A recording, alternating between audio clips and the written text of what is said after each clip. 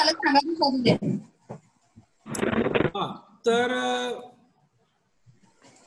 बघा आपल्याला म्हणजे आपण SY ला साहित्य विचार हा विषय आपल्याला अभ्यासाला आहे आणि साहित्य विचार या विषयामध्ये आपल्याला भारतीय आणि पाश्चात्य साहित्य विचार असा अभ्यास करायचा आहे. तर सिलेबस मी Google क्लासरूमला टाकलेला होता, तो तुम्ही वाचला असेल, नसला तर वाचून घ्या तुम्ही Google क्लासरूम मध्ये सिलेबस. आपल्याला 3 प्रकरणं या सेमिस्टर मध्ये आहेत. साहित्याचे स्वरूप, साहित्याची प्रयोजने आणि साहित्य निर्मितीची कारणे असे 3 प्रकरण आहेत. या 3 प्रकरणांमध्ये मिळून 7 मुद्दे आपल्याला अभ्यासायचे एका सेमिस्टर मध्ये. सुरुवातीला भारतीय साहित्यिकांच्या व्याख्या आपल्याला पाहायच्या आहे, नंतर पाश्चात्य साहित्यिकांच्या व्याख्या, मग अनुकृतीचा सिद्धांत प्लेटो आणि एरिस्टॉटल यांनी सांगितलेला, त्यानंतर मम्मट या भारतीय साहित्य शास्त्रज्ञाने सांगितलेली प्रयोजनं आपल्याला पाहायची आहे साहित्याची, पाश्चात्य साहित्य विचारवंतांनी सांगितलेली प्रयोजनं आपल्याला पाहायची आहे आणि साहित्य निर्मितीची प्रधान आणि गौण कारणे हे आपल्याला पाहायचं. एवढा आपला सिलेबस आहे या पूर्ण सेमिस्टरचा. आता आपण आज पहिल्या प्रकरणाला सुरुवात करू. मध्यंतरी मी पहिल्या प्रकरणाचा ऑनलाईन व्हिडिओ पाठवला होता, तो तुम्ही पाहिला असेल अशी अपेक्षा आहे. नसेल पाहिला तर Google क्लासरूम मध्ये तो व्हिडिओ दिलेला आहे, तो तुम्ही सर्वांनी पहा. आता पहिल्या प्रकरणातला जो पहिला मुद्दा आहे तो म्हणजे साहित्याचे स्वरूप.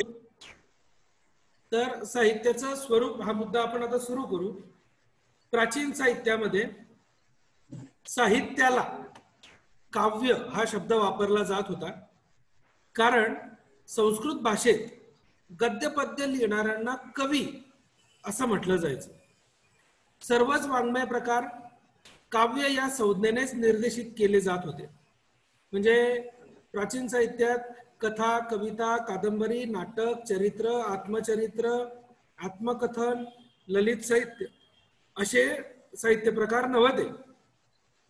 जे काय होतं ते सगळं कवितेच्या स्वरूपात होतं आणि त्याला काव्य असंच म्हटलं जात होतं. आज मात्र आपण काय करतो, जो कविता लिहिल तो कवी असं आपण म्हणतो.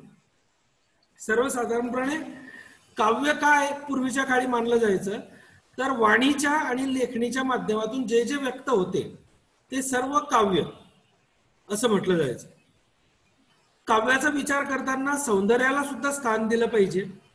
मानवी जीवनात मनुष्याला सुंदर वस्तूच्या दर्शनानं नेहमीच आनंद होतो, पण सौंदर्य म्हणजे काय याचं स्पष्टीकरण त्याला देता येत नाही. म्हणून काव्याची व्याख्या करतानाही ती शब्दांच्या चौकटीत बसवणं अवघड आहे. त्या दिशेने अनेक विचारवंत, अभ्यासक, साहित्यकार यांनी चर्चा केलेली आहे. त्यांच्या वेगवेगळ्या ग्रंथांमध्ये काव्याची व्याख्या मांडण्याचा प्रयत्न त्यांनी केलेला आहे. त्या सगळ्या व्याख्या आपण आता पाहणार आहोत या प्रकरणात. जसं भारतीय साहित्यामध्ये काव्य ही संज्ञा होती, तशी पाश्चात्य साहित्यामध्ये सुद्धा पोएट्री अशी संज्ञा होती. तर पाश्चात्य वाङ्मयात सुद्धा अनेक लेखकांनी, अनेक विचारवंतांनी त्यांच्या व्याख्या केल्या, आपली मतं त्या संदर्भामध्ये त्यांनी मांडलेली आहे. परंतु त्यात त्यांनी भावनेला विशेष महत्त्व दिलेलं आहे. कारण काव्याचा भावना हा एक अत्यावश्यक घटक आहे, हे सर्वांनी मान्य केलेलं आहे. भावनेच्या अंगा इतकंच कल्पनेच्या अंगालाही त्यांनी महत्त्व दिलेलं आहे. कारण कल्पना आणि भावना या 2 गोष्टी मिळून कवी विचार करू शकतो, कवीला कविता सुचू शकते असं त्यांचं मानणं आहे आणि ते काही अंशी बरोबर पण आहे. काव्यातला पुष्कळ भाग हा कल्पना निर्मित असतो आणि कल्पना हीच काव्य निर्मितीमध्ये प्रमुख जनक असते. कल्पनेनेच कथानकाची जुळणी, व्यक्तींची निर्मिती, पात्रांची निर्मिती, शिवाय कथानक आणि ते वेगवेगळे पात्र यांना पूरक अशा गोष्टी लेखक साधत असतो. शिवाय लेखक किंवा कवी आपल्या लेखनाची मनोरंजक सजावट, करत असताना उपमा, रूपक, उत्प्रेक्षा अशा वेगवेगळ्या अलंकारांचा वापर करतो. त्यासोबत बौद्धिक अंगशास्त्रीय वाङ्मयामध्ये हे विशेषत्वाने आपल्याला दिसतं की लेखक कसा अलंकारांचा वापर करतो. पण ललित क्षेत्रात सुद्धा भावना व कल्पना यांना मर्यादित ठेवण्यासाठी तिचा उपयोग होत असतो. या तीनही अंगांना व्यापून त्यांना एकजीव करणारा विचार काव्याची म्हणजेच साहित्याची व्याख्या करताना झालेला पाहायला मिळतो. जसं एक पाश्चात्य विचारवंत आहे जॉन्सन नावाचा, त्याची व्याख्या आपण पुढे पाहूच. पण जॉन्सनने काव्य म्हणजे पद्यरूप लेखन असं म्हटलेलं आहे. बघा, आपण शाळेमध्ये गद्य आणि पद्य असे दोन भाग शिकलेलो आहे. तर गद्य म्हणजे जे धडे किंवा कथा होत्या त्याला आपण गद्य म्हणायचो, आणि पद्यामध्ये काय होतं, कविता, अभंग, भारुड हे असं आपल्याला अभ्यासाला असायचं. तर कार्लाइल नावाचा एक विचारवंत आहे, त्याने सुद्धा काव्याला लयबद्ध विचार असं मानलंय. अशा वेगवेगळ्या विचारवंतांनी वेगवेगळ्या व्याख्या केलेल्या आहेत. तर त्यातले इंग्रजी जे विचारवंत आहेत त्या इंग्रजी विचारवंतांनाच पाश्चात्य विचारवंत असं म्हटलं जातं. त्यामुळे ही गोष्ट लक्षात ठेवायची. तीन महत्वाच्या गोष्टी लक्षात ठेवायच्या. पहिली गोष्ट म्हणजे काव्य म्हणजे कविता नाही, काव्य म्हणजे साहित्य, काव्य म्हणजे वाङ्मय, हे लक्षात ठेवायचं. दुसरं, इंग्रजी विचारवंत म्हणजेच पाश्चात्य विचारवंत, हे लक्षात ठेवायचं. आणि तिसरं महत्वाचं लक्षात ठेवायचं ते म्हणजे भारतीय विचारवंत म्हणजेच संस्कृत विचारवंत. माझ्या बोलण्यातून बऱ्याच वेळा भारतीय उल्लेख येईल, बऱ्याच वेळा संस्कृत उल्लेख येईल, तर तेव्हा असा विचार करायचा की हे भारतीय विचारवंतांच्या संदर्भात बोललं जातं. तर आता इंग्रजी किंवा पाश्चात्य विचारवंत जे होते वेगवेगळे, त्या विचारवंतांनी कोणत्या व्याख्या केल्या आणि त्या व्याख्यांचा अर्थ काय होतो ते आपण आज पाहू. पहिला विचारवंत आहे कोलरिज. कोलरिजने व्याख्या केलेली आहे the best words in best order. काय म्हणतो तो की उत्तम शब्दांची उत्तम रचना, बेस्ट वर्ड, वर्ड म्हणजे शब्द, बेस्ट म्हणजे उत्तम, आणि ऑर्डर, ऑर्डर म्हणजे रचना, क्रम. तर उत्तम शब्दांचा उत्तम क्रम म्हणजे काव्य होय असं कोण म्हणतं? कोलरिज म्हणतो. ही व्याख्या पाहिली तर अनेक प्रकारच्या शब्दांमधून चांगला शब्द कसा ओळखायचा हे आपल्या लक्षात येत नाही. बघा, आता नेमका चांगला शब्द कोणता हे सांगू शकतो का आपण? नाही सांगू शकत. म्हणजे उदाहरणार्थ चांगल्या वस्तूचा द्योतक असलेला शब्द तो चांगला असं समजायचं का? त्यानुसार मग भारत, गंगा, हिमालय यांना चांगलं शब्द समजायचं का? आणि चोर, लफंगा, उकिरडा हे शब्द वाईट आहे का? ते शब्द आहे, त्याचा अर्थ वाईट आहे, शब्द वाईट नाहीये. त्यामुळे कोलरिजची ही जी व्याख्या आहे की best word in best order ही काही अंशी अपूर्ण आहे. शिवाय त्याचा बेस्ट क्रम कसा ठरवायचा, त्याची बेस्ट ऑर्डर कशी ठरवायची ते ठरवणं शक्य नाही. त्यामुळे बेस्ट वर्ड किंवा बेस्ट ऑर्डर यांचा संबंध त्यातून व्यक्त होणाऱ्या अनुभवाशी असतो. त्यानुसार चांगले वाईट शब्द ठरत असतात किंवा क्रम सुद्धा ठरतो. पण व्याख्येच्या सूत्रबद्धतेमुळे अनुभवांचा उल्लेख व्याख्येत येत नाही. म्हणून फक्त उत्तम शब्दांची उत्तम रचना म्हणजे काव्य एवढंच फक्त लक्षात येतं, परंतु नेमके उत्तम शब्द कसे निवडायचे किंवा त्याची उत्तम रचना कशी निवडायची हे लक्षात येत नाही. म्हणून कोलरिजची ही व्याख्या काही अंशी अपूर्ण आहे असं आपल्या लक्षात येईल. पुढे दुसरा जो विचारवंत आहे तो म्हणजे हॅझलिट. हॅझलिट हा जो विचारवंत आहे त्यानं काव्याची व्याख्या करताना म्हटलंय the language of imagination and passion. काय म्हणतो हॅझलिट? द लँग्वेज ऑफ इमॅजिनेशन आणि पॅशन. असं त्याने का म्हटलं? इमॅजिनेशन म्हणजे काय? तर तुमच्या लक्षात आलं असेल की इमॅजिनेशन म्हणजे कल्पना आणि पॅशन म्हणजे काय? तर पॅशन म्हणजे उत्स्फूर्तता. तर कल्पना, विकार, भावना, तीव्र इच्छा या गोष्टींना हॅझलिटनं महत्व दिलेलं आहे. पण नारायण वामन टिळक नावाचा एक कवी आहे, त्यांची केवडे हे क्रौर्य नावाची एक कविता आहे. त्या कवितेमध्ये करुण रस व्यक्त झालेला पाहायला मिळतो. त्या कवितेत ते म्हणतात की मातीत ते पसरले अतिरम्य पंख, केले वरी उदर पांडुर निष्कलंक, चंचू तशीच उघडी पद लांबविलेले, निष्प्राण देह हा पडला श्रमही निमाले. इथं रसनिर्मिती म्हणजे पॅशन असं म्हणता येईल. कारण एखादी अवघड परीक्षा पास झाल्यानंतर आपण ज्या शब्दातून आपला आनंद व्यक्त करतो त्याला काव्य असं म्हणता येईल का? याचं उत्तर नाही असंच आहे. कारण आपण ज्या शब्दांमध्ये आनंद व्यक्त करतो ते आनंदाचे शब्द म्हणजे कविता नाही. पण आपण उच्चारलेली भाषा ही कधी कधी काव्यमय असते, पण ती काव्याची भाषा नसते. ती आपल्या वैयक्तिकतेच्या संदर्भामध्ये व्यक्त आपण करत असतो. थोडक्यात काव्य म्हणजे वैयक्तिक सुखदुःखाचे रडगाणे नाही. हॅझलिटनं भावना आणि तीव्र इच्छेला महत्व दिलेलं आहे. बघा, कोलरिज नावाचा जो लेखक आहे त्याने बेस्ट वर्ड आणि बेस्ट ऑर्डर यांना महत्व दिलं. हॅझलिटने भावना आणि तीव्र इच्छेला महत्व दिलं. तरी सुद्धा त्यांची जी व्याख्या आहे ती काव्याचं स्वरूप पूर्णपणे व्यक्त करू शकते का? नाही. ही व्याख्या काव्याचं स्वरूप पूर्णपणे व्यक्त करू शकत नाही. पुढचा जो विचारवंत आहे तो आहे वर्ड्सवर्थ, विलियम वर्ड्सवर्थ.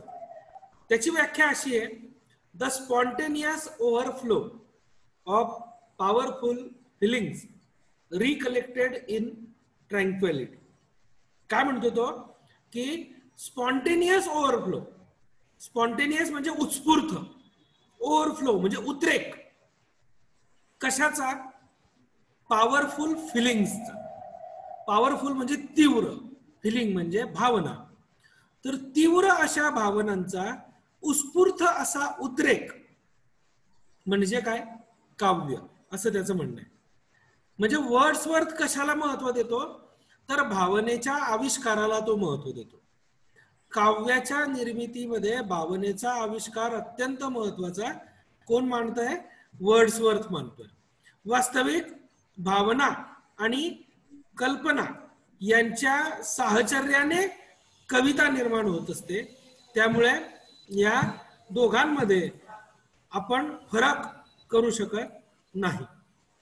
त्यामुळे वर्ड्सवर्थची ही जी व्याख्या आहे, the spontaneous overflow of powerful feelings recollected in tranquillity.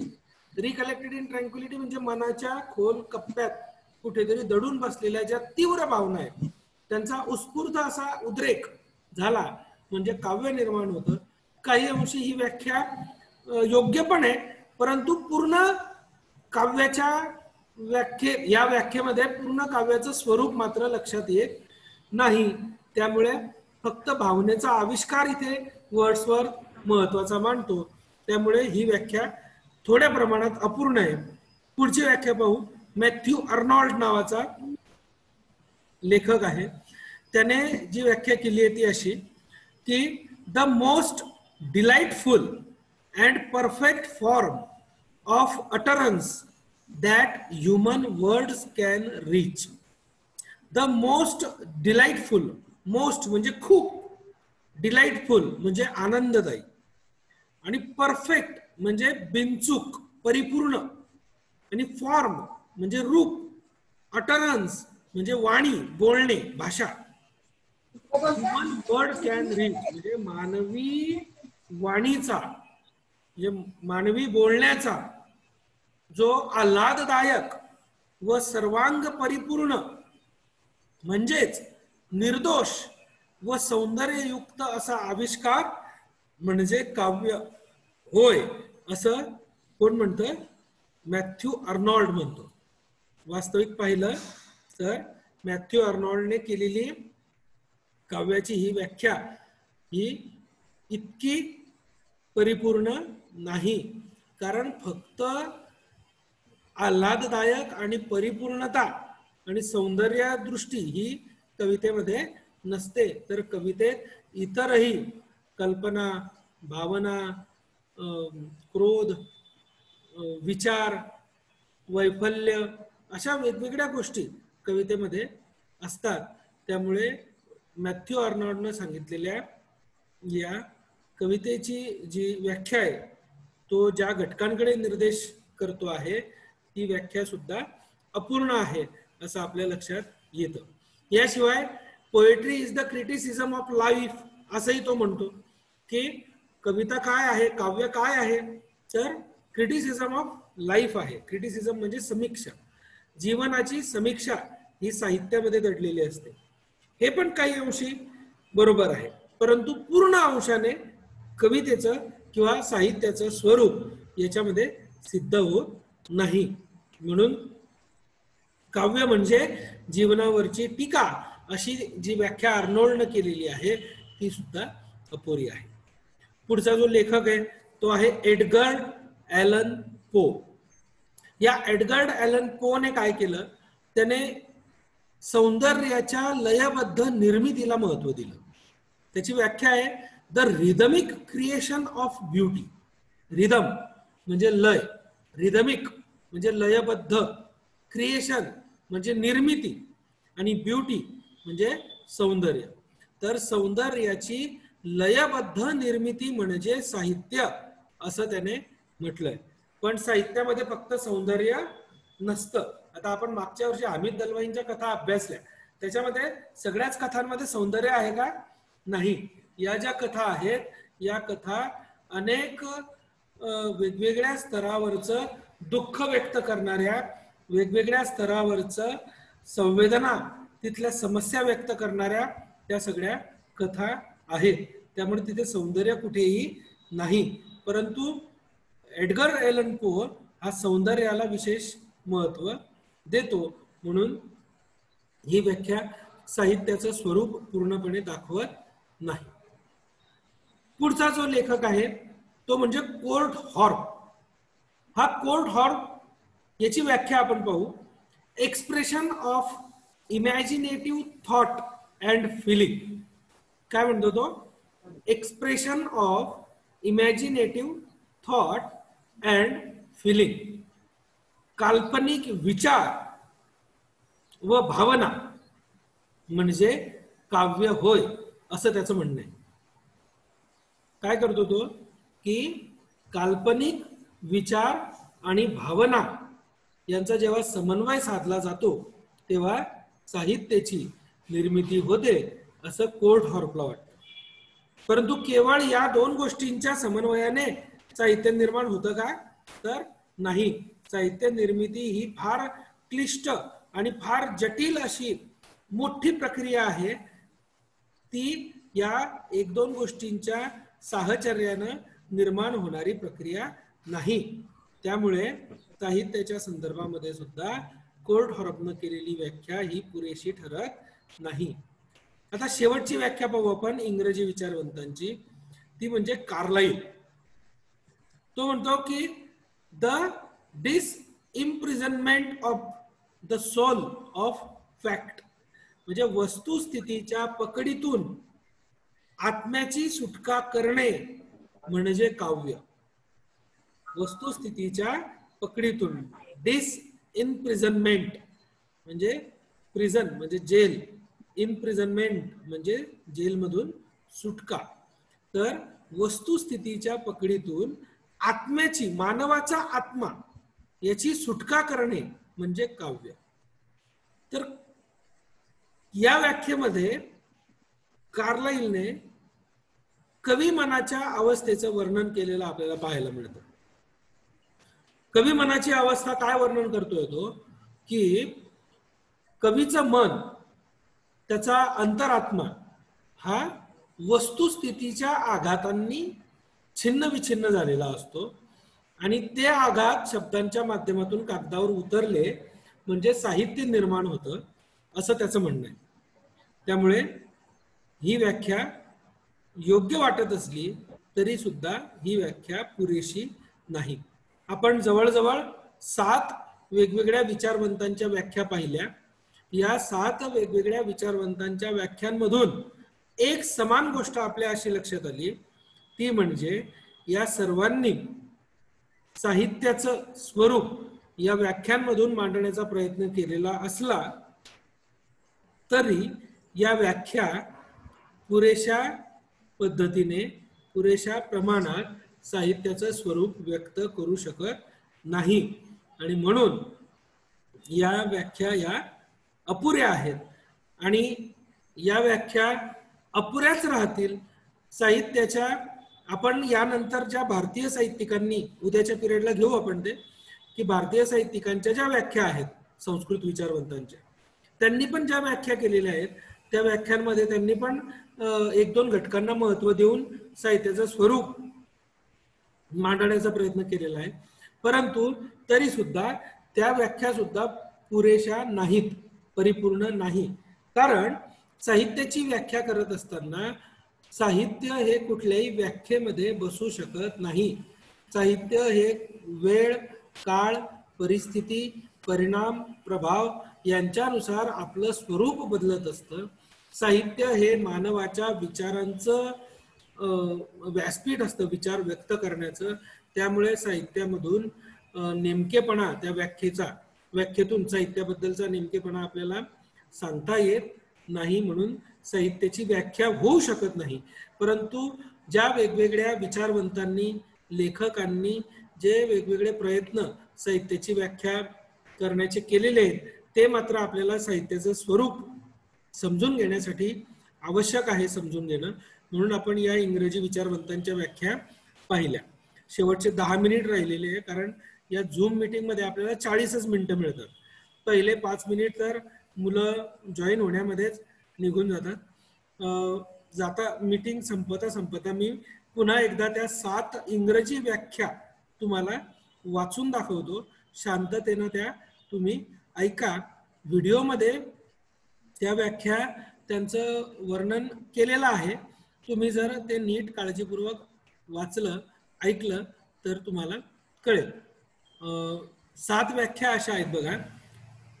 Coleridge म्हणतो, the best words in best order. उत्तम शब्दांचा उत्तम क्रम म्हणजे काव्य. हॅझलिट म्हणतो, the language of imagination and passion म्हणजे कल्पना व तीव्र भावना, तीव्र इच्छा यांची भाषा म्हणजे साहित्य. वर्ड्सवर्थ म्हणतो, the spontaneous overflow of powerful feelings recollected in ट्रँक्वेलिटी.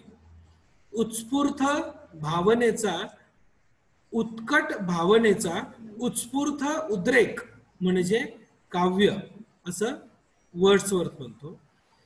Edgar Allen पो हा लेखक म्हणतो, the rhythmic creation of beauty is poetry. सौंदर्याची लयबद्ध निर्मिती म्हणजे काव्य.